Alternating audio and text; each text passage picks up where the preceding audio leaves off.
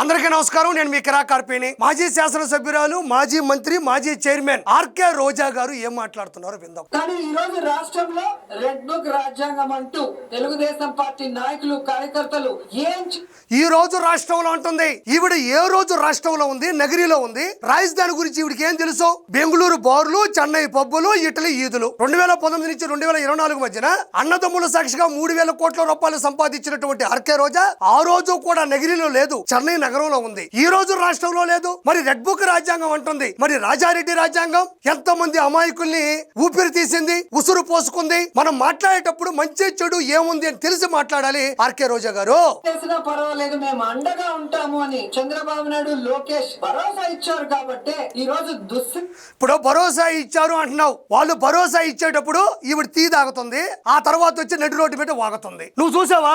భరోసా ఇచ్చేది నువ్వు చూసావా? భుజం తట్టడం నువ్వు చూసావా?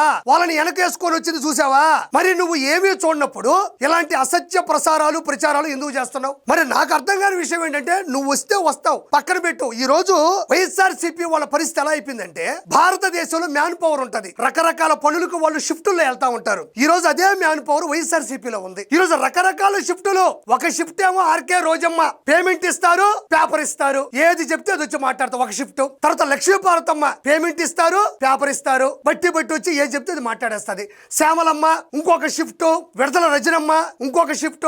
ఏమైనా అన్న ఏది పంపిస్తే, ఇప్పుడు ఫర్ ఎగ్జాంపుల్ చిన్నప్పుడు మనం బట్టి పడతాం, 2 1 2 2 2 4 2 3 6 అంటే ఓకే, 2 7 30 అంటే 14 వస్తుంది. కానీ వీళ్ళకి అనవసరం. జగన్మోహన్ రెడ్డి అని 30 అనమన్నాడు, మేము అంటాం అంతే. అలాంటి స్క్రిప్ట్లే ఇవి. వీళ్ళు చూడు పాపం ఎప్పుడో ఒకసారి వస్తా తోక చుక్క మాదిరి. వీళ్ళు ఉదయం నుంచి నిలబడు, వీళ్ళ మొహంలో చూడు పాపం ఏమన్నా సంతోషం సందడి ఉందా? ఇతనైతే ఎప్పుడు పోతాదా అని, ఇతనేమో ఇవన్నీ మాకెందుకమ్మా తల్లి, ఎందుకు ఏమని పిలిపించినావు నువ్వు అని ఈయన. ఈవిడేమో మరి ఈవిడకున్నంత సబ్జెక్టు, నాలెడ్జ్, సత్తా ఎవరికి లేనట్టు ఈవిడ ఎక్స్ప్రెషన్. మరి ఏడ నిలబడతారు వీళ్ళు? 2019 నుంచి 2024 మధ్యన కార్యకర్తలను ఇబ్బంది పెట్టి, మళ్ళీ మీరేమో 3,000 కోట్ల రూపాయలు సంపాదించుకొని వీళ్ళకేమో 3 పూట్ల అన్నం లేకుండా ఇబ్బంది పెడితే వాళ్ళు ఎలా ఉంటారని నేను ప్రశ్నిస్తున్నాను. లాగా తయారై ఈరోజు తెలుగుదేశం పార్టీ నాయకులు ఎలా బిహేవ్ చేస్తున్నారో మీ అందరూ గమనిస్తున్నారు. ఇప్పుడు ఇక్కడ గమనిస్తున్నారు అంటుందయ్యా ఈవిడ. ఎవరూ గమనించట్లే. పోలవరం పనులు, అమరావతి అభివృద్ధి, సంక్షేమ పథకాలు, కొద్ది రోజుల్లోనే తల్లికి వందనం అన్ని కూడా సమృద్ధిగా జనాలకు అందుతా ఉంది. జనాలు సంతోషంగా వాళ్ళ పనులు వాళ్ళు చేసుకుంటున్నారు. గమనిస్తున్నారు అంటున్నావు. నువ్వు ఎంత తీరిగ్గా, నీ అంత ఖాళీగా ఎవరు లేరు ఇక్కడ. జగన్మోహన్ రెడ్డి ఏమో అక్కడ యలహంక ప్యాలెస్ లో, నువ్వేమో ఏడబడితే ఆడ ఖాళీగా ఉండి జనాలు గమనిస్తున్నారంట. ఏ జనాలు గమనిస్తున్నారు? నువ్వు గమనించి నాకు చెప్తే నేను గమనించి ప్రజలకు చెప్తా. ఎందుకు ఈ మాటలు?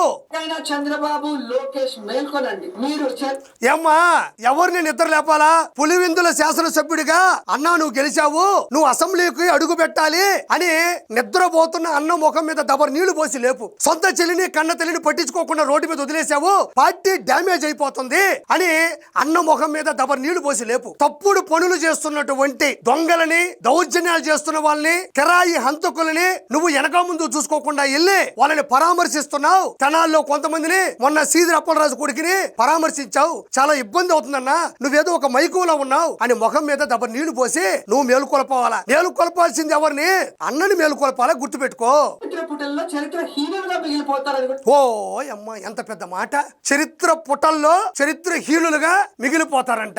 ఎవరు చరిత్ర పుటల్లో చరిత్రహీనులుగా మిగిలిపోతారమ్మా? 14 లక్షల కోట్ల అప్పుని ఆంధ్రప్రదేశ్ మీద రుద్దినటువంటి జగన్మోహన్ రెడ్డి చరిత్రహీనుడు. సొంత చెల్లిని, కన్న తల్లిని బయటపడేశాడు. అతను చరిత్రహీనుడు. ఎవరైతే అమాయకులు ఉంటారో, తోటా చంద్రయ్య, నందం సుబ్బయ్య, డాక్టర్ సుధాకర్, డ్రైవర్ సుబ్రహ్మణ్యం, ఇలాంటి వాళ్ళని పట్ట పగలు చంపించేసి ఈరోజు వాళ్ళని, కుటుంబాన్ని అనాథలుగా చేశాడు చూడు, అతను చరిత్రహీనుడు. కాబట్టి చరిత్రహీనుడు ఎవరు అనేది నువ్వు గుర్తు పెట్టుకోవాలని నేను నీకు మరోసారి గుర్తు చేస్తున్నా. చూడండి,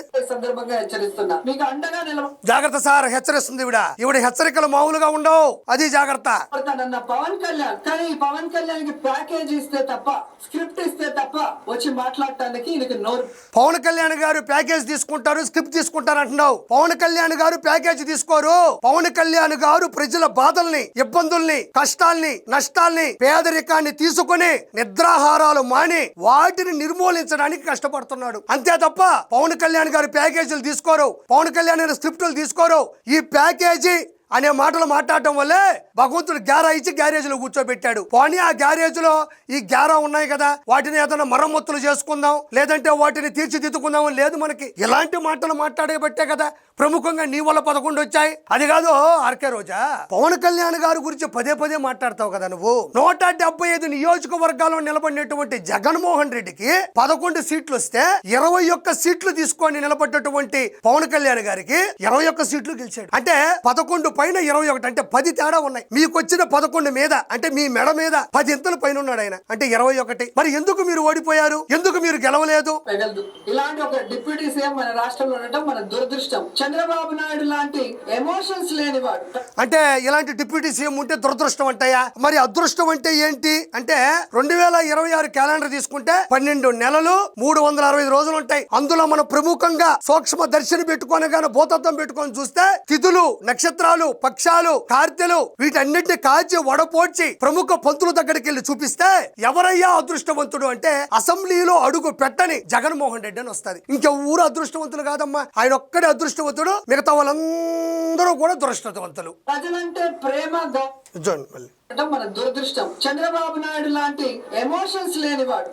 చంద్రబాబు నాయుడు గారు దాకా ఎందుకు, చంద్రబాబు నాయుడు గారు కుమారుడు గురించి మాట్లాడుకుందాం. ఎమోషన్స్ లేవు అంటున్నావు. ఎమోషన్స్ పక్కన పెడితే మీకున్న పెయిడ్ ప్రమోషన్స్ గురించి నేను ప్రత్యేకంగా చెప్పనక్కర్లే. ఇదే నారా లోకేష్ గారు పునర్విక అనే ఒక పాపకి ఎన్ని కోట్ల రూపాయలు అందించాడు స్వచ్ఛందంగా ఆయన సొంత డబ్బులతో. అదే గుంటూరు రమేష్ హాస్పిటల్ నుంచి హార్ట్ ని తిరుపతికి పంపించి ఓ వ్యక్తిని సొంత ఫ్లైట్ ఖర్చులతో కాపాడినటువంటి వ్యక్తి ఇతర దేశాల్లో ఇరుక్కుపోయి ఇబ్బందులతో ఉంటే ఒక్క వీడియో తీసి సోషల్ మీడియాలో పెడితే ఎంత మందిని భారతదేశానికి తీసుకువచ్చాడో ప్రముఖంగా చెప్పనక్కర్లా. ఈ ట్రాక్ రికార్డులో ₹1 ఆశించకుండా ప్రజల కోసం కష్టపడుతున్న వ్యక్తులు తండ్రి కొడుకులు. నువ్వేమో ఇక్కడ పట్టుకొని వాళ్ళకి ఎమోషన్స్ లేవంటున్నావు. ఇప్పటికైనా భగవంతుడు వీళ్ళకి మంచి బుద్ధి ఇచ్చి దురదృష్టం మంచి బుద్ధి ఇవ్వాలంట. చిత్తశుద్ధి లేని చెత్త బుద్ధి ఉన్న మిమ్మల్ని భగవంతుడు డస్ట్బిన్ లో వేశాడు. 2019 నుంచి 2024 మధ్యన అంతకుముందు 150 సీట్లు ఉంటే 5 పోయినాయి. పారాషూట్ ఉంది కదా, 5 నెట్టు పట్టుకుని నెట్టు పోయింది, 2 ఒకట్లు వచ్చినాయి. ఎప్పటికైనా భగవంతుడు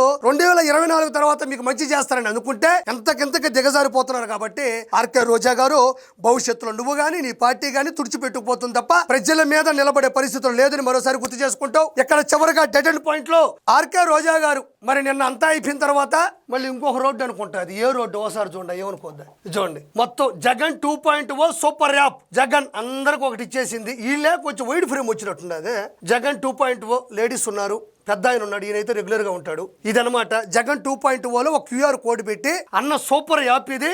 దాంట్లో కానీ వెళ్ళారంటే మీ భవిష్యత్తు మారిపోద్ది. ఇంత ముందేమో డిజిటల్ బుక్ అని పెట్టాడు. మీకు ఏదైనా సమస్య ఉంటే అందులోకి వచ్చాను అన్నాడు. మొదట సునీతమ్మ వచ్చింది, ఆ తర్వాత షర్మిలమ్మ వచ్చింది, ఆ తర్వాత విజయం వచ్చింది. దెబ్బతో దాన్ని క్లోజ్ చేసి డిలీట్ చేశాడు. డిజిటల్ బుక్ అని పెట్టాడు. ఏ రోజు నోటు బుక్ మీద హోంవర్క్ చేయనటువంటి వ్యక్తి డిజిటల్ బుక్ పెడితే ఎలా ఉంటుంది? సొంత పార్టీ వాళ్ళే అందులో చేరితే వచ్చేది మన ప్రభుత్వమే. కళ్ళు మూసి కళ్ళు తెరిస్తే నేను సీఎం అవుతా, వెంటనే మీ మీద ఉండేటువంటి ఇబ్బందులు తీర్చేస్తాను, ఆయనే ఇబ్బంది పెడుతూ కూడా చెప్పడం జరిగింది. అయితే చూడండి, ఈ జగన్ 2.0 సూపర్ యాప్ కాదండి మనకు కావాల్సింది. ఆర్కే రోజా గారు పట్టుకోవాల్సినటువంటి QR కోడ్ ఏంది అంటే ఇది చూడండి. Jagan 1.0 flop app. ఇది పట్టుకోవాలి, నిజంగా ఇదే పట్టుకోవాలి. మరి ఈ QR కోడ్లో ఈ యాప్లో ఫ్లాప్ యాప్ అంటున్నారు. అంటే 1.0 అంటే 2019 నుంచి 2024 మధ్యన ఆయన చేసినటువంటి అహింసలు అవన్నీ ఎలా ఉన్నాయో ఒకసారి మనం కూడా చూద్దాం. ప్రజలారా ఒకసారి చూడండి. స్కాన్ చేస్తున్నాను, ఏమొస్తుందో చూద్దాం. ఇదిగోండి, ఇది జగన్ 1.0లో రౌండ్గా ఏదో ఉంది, ఫ్లాప్ యాప్ అని వచ్చింది. ఇది చూడండి. మీకు దీంట్లో అంటే QR కోడ్ యూజ్ అవుతుంది. రోజారెడ్డి గారే పట్టుకొని ఉన్నారు కదా. అందులో ఏముందనేది అంటే QR కోడ్ పనిచేస్తుందని చెప్తాను. దీన్ని కూడా దయచేసి తీసుకోండి, మీకు వస్తుంది. సో దీంట్లో ఏముందో నేను ఒకసారి చూపిస్తాను. ఒక నిమిషం చూడండి. ఇది ఇలా ఉండాలన్నమాట. ఇలాంటి పట్టుకుంటే మనం పైకి వస్తాం. జగన్ 1.0 ఇందులో ఉన్నటువంటి అంటే ఫస్ట్ ఆయన పరిపాలించినప్పుడు బాయ్ బాబాయ్, ఎంజాయ్ విత్ గంజాయ్, బ్యాటిల్ విత్ బాటిల్, వీధికో స్విమ్మింగ్ పూల్, ఎదిరిస్తే వేసేస్తా, ప్రకృతి కకృతి, నా భూతే నా భవిష్యత్తు, ప్యాన్ ఇండియా ప్యాలెస్లు, భార్య ముద్దు తల్లి చెల్లి వద్దు, బాయ్ బాబాయ్, అయ్య బాబాయ్. ఈ ఫ్లాప్ యాప్ని దయచేసి QR కోడ్లో తీసుకొని డౌన్లోడ్ చేసుకోండి. 2019 నుంచి 2024 మధ్య ఉన్నటువంటి ఫ్లాప్ యాప్ ఇది. అంతే తప్ప సూపర్ యాప్ దాకా రావాల్సిన అవసరం లేదు. నేను ముందుగా చూపిస్తున్నాను. మీకు ఇంకా కావాలంటే ఈ స్క్రీన్ లో చూడండి. ఈ క్యూఆర్ కోడ్ ని నేను విడమర్చి ఇవ్వడం జరిగింది. దీన్ని దయచేసి ఒకసారి మీరు కూడా క్యూఆర్ కోడ్ ని కొంచెం తీసుకుంటే తెలుస్తుంది అని చెప్తున్నాను. కాబట్టి రానున్న రోజుల్లో ఎలాంటి పరిస్థితులు మీకు ఉండబోతున్నాయి. ఆర్కే రోజమ్మ, ఇంకా దయచేసి నువ్వు ప్రెస్ మీట్లు పెట్టబాకు. ఏదైనా షూటింగ్లు ప్రమోషన్లు చేసుకోమని మనస్ఫూర్తి కోరుకుంటూ నేను మీ కిరా కార్పేని.